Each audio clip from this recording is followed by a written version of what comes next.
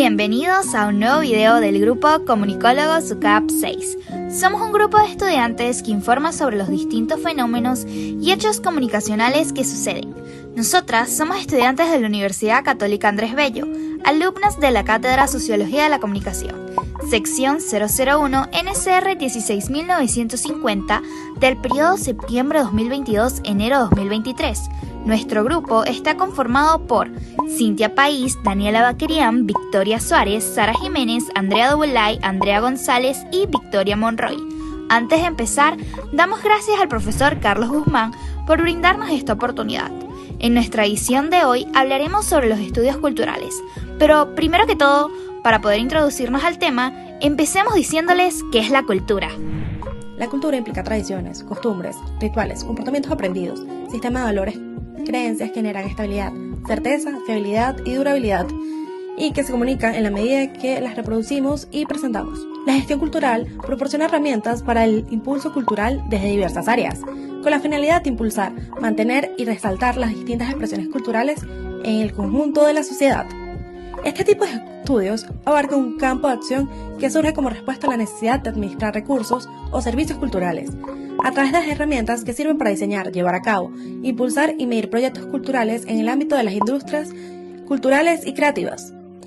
De una manera más profesional, la gestión cultural es el manejo de bienes culturales de una entidad, evento o infraestructura, con la finalidad de hacer que el producto cultural pueda llegar a la mayor cantidad de consumidores, buscando alcanzar siempre el máximo nivel de satisfacción.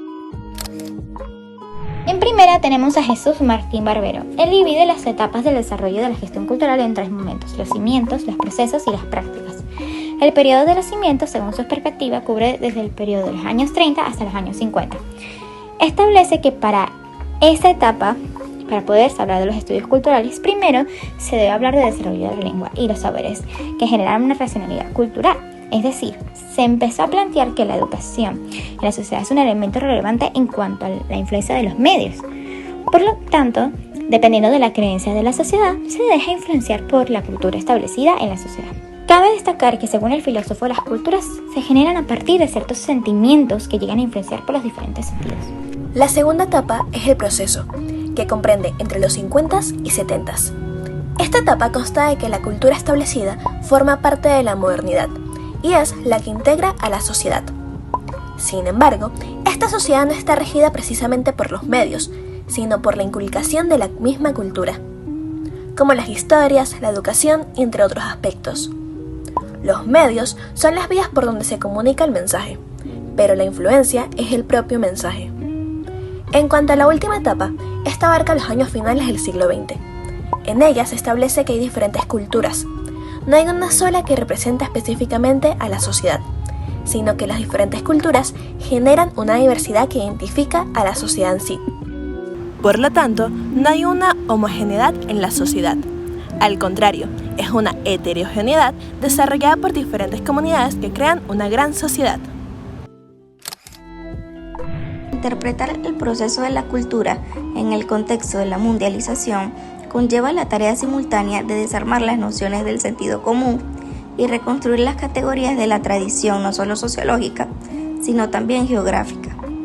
Renato Ortiz, sociólogo brasileño, nos habla de la mundialización para referirse a los cambios amplios a nivel de cultura y no solo económicos. Podemos fijarnos en transformaciones en la producción, el tiempo, la memoria, la noción del territorio y las interrelaciones entre las personas. Uno de los detonantes de estos cambios es la creciente incorporación de tecnologías de información y comunicación. Televisión digital, herramientas multimedia e Internet como medio emblemático son parte de esta oferta cada vez más extensiva.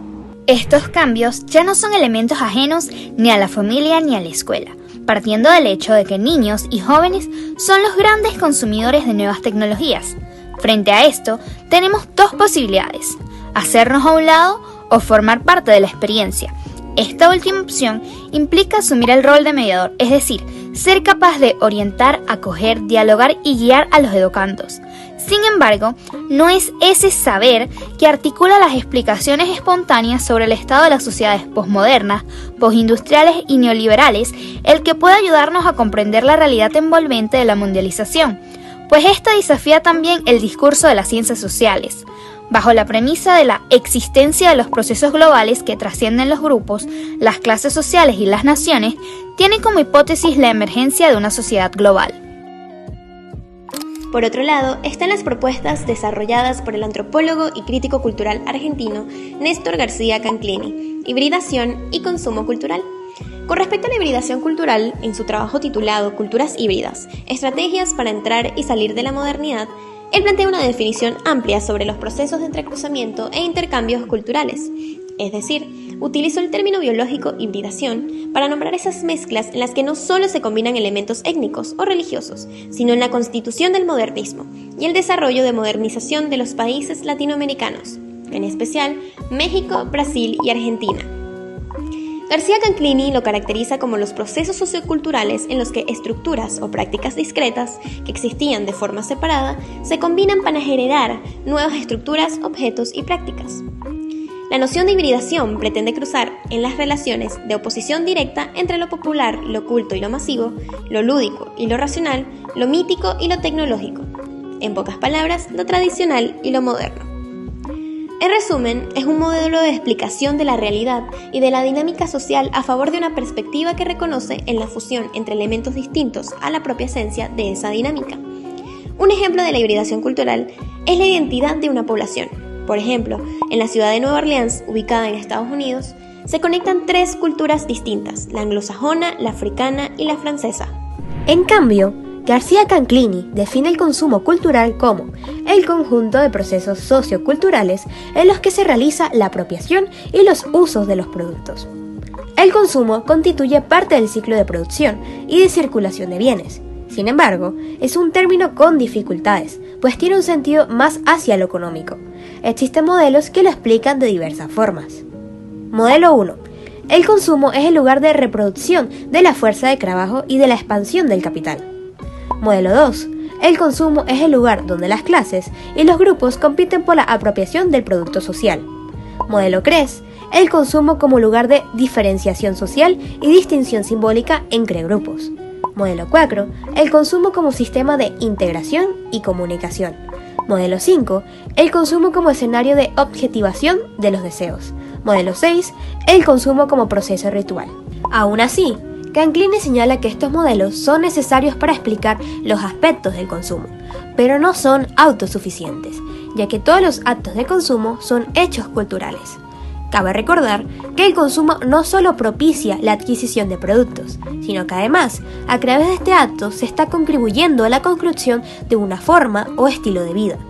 Cada vez que el sujeto elige los bienes a consumir, está satisfaciendo sus necesidades o deseos, y al mismo tiempo le da un significado simbólico a la apropiación de los objetos. Esta definición logra abarcar en el ámbito peculiar del consumo cultural no solo los bienes de mayor autonomía, como el conocimiento universal, las obras de arte, museos, conciertos y teatros, sino que también abarca productos condicionados por su alcance mercantil, programas de televisión o por la dependencia de un sistema religioso, artesanías o danzas indígenas. La comunicación y la cultura son esencialmente actividades humanas que son compartidas y aprendidas. La cultura da al hombre la capacidad de reflexionar sobre sí mismo. Por eso le permite mirarse y repensarse, colocando en postura de diálogo las diversas visiones del mundo, representaciones simbólicas y mundo de significaciones. Cabe señalar que la cultura puede recrear y propagar la historia que define un determinado pueblo y a la vez consolidar el sentido de pertenencia a una comunidad. Todas las naciones tienen un intenso proceso cultural en sus orígenes, numerosas manifestaciones culturales y lingüísticas provenientes de sus tradiciones y la evolución de las mismas, que deben ser gestionadas, promovidas y conservadas. Por este motivo, son muy importantes los estudios culturales que diversos teóricos como Jesús Martín Barbero, Renato Ortiz, Néstor García, entre otros, que nos permiten entender el impacto que tiene en la sociedad la cultura, tal como señalaba Martín Barbero, que empezó a plantear que la educación en la sociedad es un elemento relevante en cuanto a la influencia de los medios. Por lo tanto, dependiendo de la creencia de las personas, se deja influenciar por la cultura establecida en la sociedad.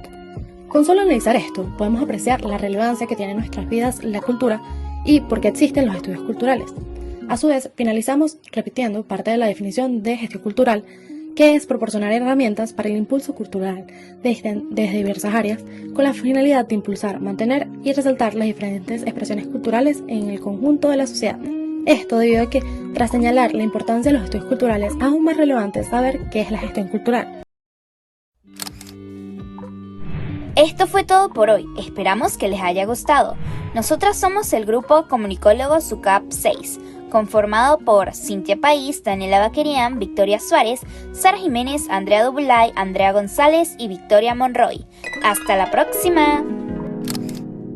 Locutoras: Victoria Monroy, Sara Jiménez, Victoria Suárez, Andrea González, Cintia País, Andrea Dubulay y Daniela Baquerian. Guionista 1, Victoria Monroy. Guionista 2, Sara Jiménez. Guionista 3, Andrea Dubulay. Guionista 4, Cintia País. Editor 1, edición de sonido, Daniela Baquerian. Editor 2, edición de imagen, Victoria Suárez. Editor 3, producción, Andrea González. Bibliografía utilizada: